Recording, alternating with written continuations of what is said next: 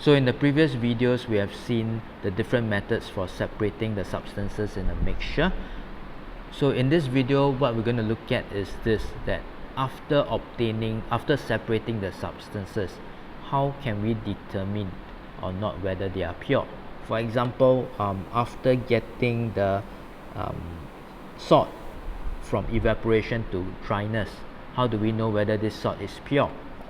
After getting your water in the distillate, how do we know whether it is pure water or is it still impure?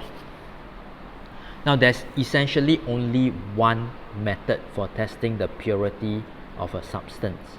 If the substance is a solid, we need to test the melting point. If the substance is a liquid, we need to test the boiling point.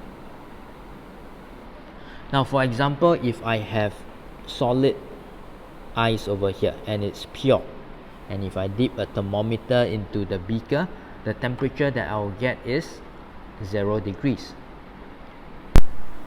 So what this means is that pure solids, they have a fixed and exact melting point. Okay, the keywords here would be fixed and exact. Fixed meaning it will only melt at a specific temperature.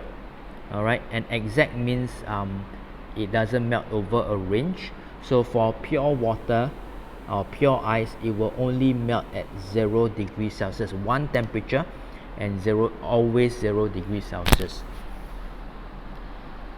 Same thing for liquids. If I happen to have a beaker of pure water here and I try to boil it, you will find that it will boil at 100 degrees Celsius. So what this means is that pure liquids, they have fixed and exact boiling points.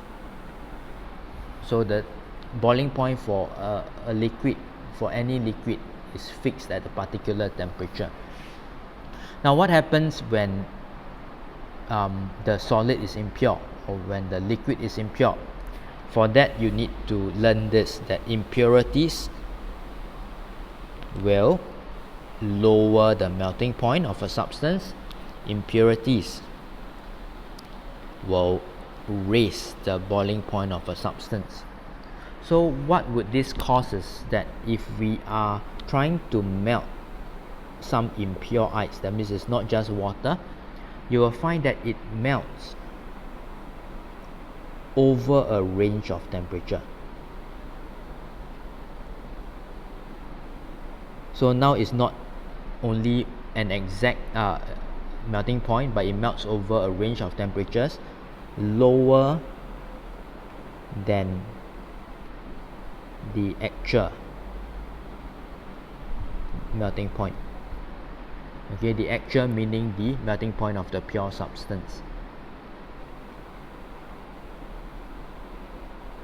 So in the case of your ice over here, an example would be that it melts from minus 0.5 degrees Celsius to minus 0.2 degrees Celsius.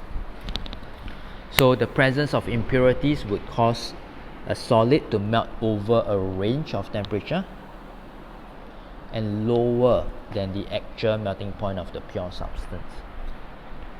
So for liquids, it will be the opposite. It will cause the impure liquid to boil over a range of temperatures again, but this range of temperatures will be higher than the actual boiling point of the pure liquid or pure substance.